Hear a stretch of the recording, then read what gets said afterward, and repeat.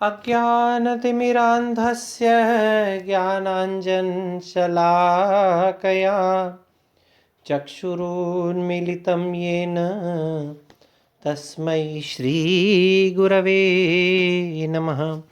तस्मै श्रीगुरवे नमः। तस्मै श्रीगुरवे नमः। प्रिय विद्यार्थियों, पिछली कक्षा में हमने अध्ययन किया कि किस प्रकार से भरत जो हैं वो राम के वनवास और स्वयं के राज्याभिषेक की बात सुनकर के व्यथित हो जाते हैं और वो राम को मनाने के लिए वन में आते हैं। किंतु राम उनकी बात को स्वीकार करते हैं या नहीं, उसका अध्ययन हम आज करेंगे। त्वमेव राजा धर्मज्ञ इति रामं वचो अब्रवीत रामो अपि परमोदारः सुमुखः सुमहायशा न च ऐच्छत् पितुरादेशात् राज्यं रामो महाबल पादुके चास्य राज्याय न्यासं दत्त्वा पुनः पुनः। तब भरत कहते हैं, हे धर्मज्ञ, हे धर्म को जानने वाले, त्वमेव राजा, आप ही राजा हैं। इति ऐसा रामम वचः अब्रवीत, उसने भरत ने राम को वचन कहे। हे धर्म को जानने वाले राम, आप ही अयोध्या के राजा हैं, ऐसा भरत ने राम को कहा। परम उदारः सुमुखः, अत्यंत उदार, सुमुखः, सुंदर मुख वाले, सुमहायशा, सुंदर और महान यश वाले, महाबलः, महान बलशाली राम ने पितुः आदेशात, पिता के आदेश के कारण से राज्यम न च ऐच्छत्, राज्य की इच्छा नहीं की, अर्थात उन्होंने राज्य को स्वीकार नहीं किया। भरत के पुनः पुनः निवेदन करने पर कि भाई राजा आप ही हैं, हे मेरे भ्राता, धर्म को जानने वाले आप हैं, उस अयोध्या के राजा आप ही हैं, लेकिन राम ने उसकी बात को नहीं सुना और पिता के आदेश के पालना के अनुसार उस राज्य को स्वीकार नहीं किया। किंतु भरत के पुनः पुनः निवेदन करने पर राम क्या करते हैं? पादुके चास्य राज्याय न्यासम दत्त्वा पुनः पुनः अस्य च राज्याय, इस भरत को राज्य चलाने के लिए पादुके, अपनी चरण पादुकाएं, देखिए पादुकम पादुके, दोनों पैरों की दो पादुकाएं हो गई, इसलिए द्विवचन का प्रयोग है। पादुके दत्वा, न्यासम दत्वा, धरोहर के रूप में दे करके, पुनः पुनः बार बार समझा करके उसे वहां से लौटा दिया। पिता के आदेश की पालना करते हुए राम ने राज्य में वापस लौटना स्वीकार नहीं किया और पुनः पुनः निवेदन करने पर भरत को अपनी दोनों पादुकाएं न्यास के रूप में देकर के वापस लौटा दिया। निवर्तयामास ततो भरतं भरताग्रजः सकामं अनवाप्येव रामं पादाव उपस्पृशन्। ततः भरताग्रजः, भरत के अग्रज अर्थात भरत के बड़े भाई ने भरत को निवर्तयामासः, वापस लौटा दिया। सह कामम अनवाप्य राम पादौ, वह उस भरत ने कामम, भले ही राम के अयोध्या वापस लौटने की अपनी कामना की पूर्ति प्राप्त न होते हुए भी राम पादौ उपस्पृशन, राम के चरण स्पर्श करके क्या किया है? नंदी ग्रामे करोत राज्यम राम आगमन कांक्षया, राम के पुनः आगमन की आकांक्षा मन में रखते हुए, राम फिर लौट करके आएंगे यह इच्छा मन में रखते हुए वे स्वयं भी अयोध्या नहीं रहे गए और अयोध्या से पूर्व ही एक गांव आता है नंदीग्राम, उसमें ही उन्होंने वहां पर रह करके और राज्यम अकरोत, राज्य किया, वहीं से ही शासन किया। गते तु भरते श्रीरामः सत्यसंधो जितेंद्रियः। और भरत के चले जाने पर श्रीमान लक्ष्मी से युक्त सत्य का ही पालन करने वाले जितेंद्रिय रामः, उस राम ने क्या किया? प्रामस्तु पुनरालक्ष्य नागरस्य जनस्य च तत्र आगमन एकाग्रो दंडकान प्रविवेशः।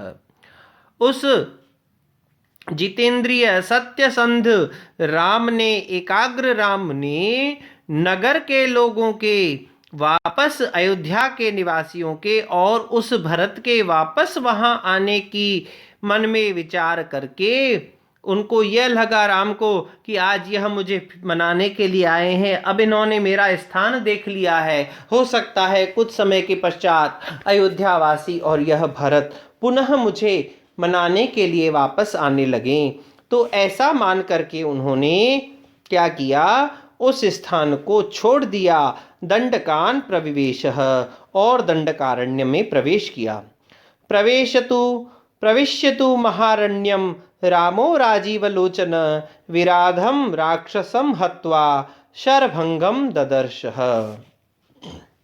राम ने क्या किया? उसके पश्चात महाअरण्यम तु प्रविश्य, उस महाअरण्य दंडक नाम के महान जंगल, विशाल गहन जंगल में प्रवेश करके राजीव लोचन, कमल के समान सुंदर नेत्रों वाले राम ने विराधम राक्षसम हत्वा, विराध नाम के राक्षस को मार करके शरभंगम ददर्शः, शरभंग नाम के ऋषि के दर्शन किए। उसके पश्चात क्या किया? सुतीक्ष्णं चाप्यगस्तं च अगस्त्य भ्रातरं तथा अगस्त्य वचनाच्चैव जग्राह ऐन्द्रं शरासनम्।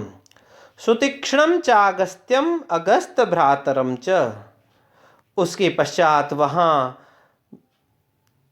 शरभंग ऋषि के दर्शन के पश्चात जब राम आगे जाते हैं तो राम ने सुतीक्ष्ण मुनि के, अगस्त्य मुनि के और अगस्त्य भ्रातरम, अगस्त्य ऋषि के भाई इद्मवाहन नाम के ऋषि के भी दर्शन किए।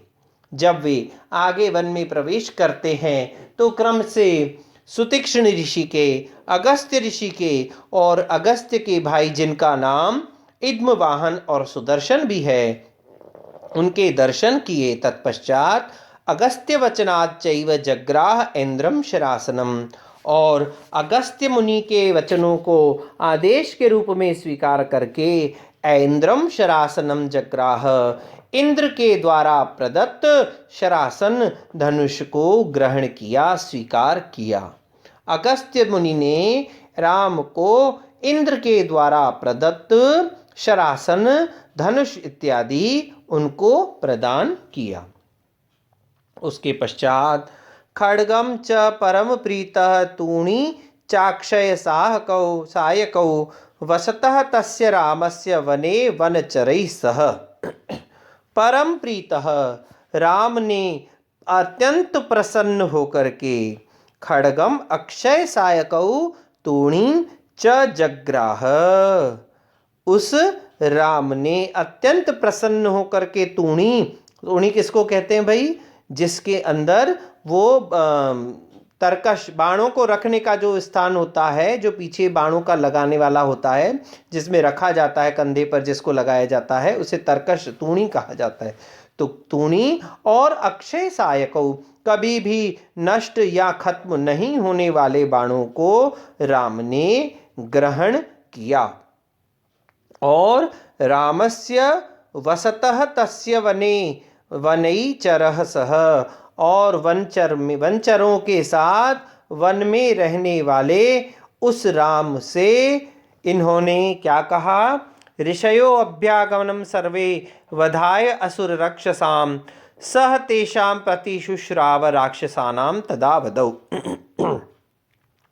जब राम वहाँ आ जाते हैं, वनचरई सह वने वसतः, वनचरों के साथ वन में रहते हुए उस राम के वहाँ रहने की बात सुन करके असुर रक्षसाम वधाय, असुरों और राक्षसों के वध के लिए सर्वे ऋषयः अभ्यागमन, सारे के सारे ऋषि वहाँ राम के पास आते हैं और राम से उन राक्षसों के और असुरों के वध का निवेदन करते हैं। उन्हें कहते हैं कि राम, जब आप अब जंगल में आ गए हैं तो आप इन असुरों और राक्षसों का वध करके हम लोगों की रक्षा कीजिए।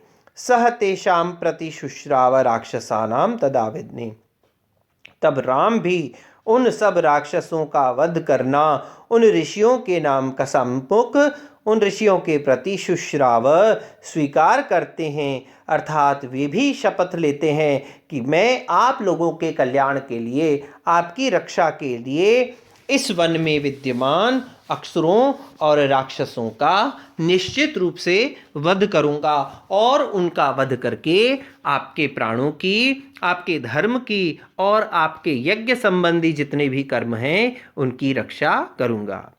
प्रतिज्ञातश्च रामेण वध संयति रक्षसाम ऋषिणाम अग्निकल्पानाम दंडकारण्यवासिनाम। इसके पश्चात राम ने किन किन ऋषियों के कहने पर किन किन राक्षसों का वध किया, इस विषय में चर्चा हम अगली कक्षा में करेंगे।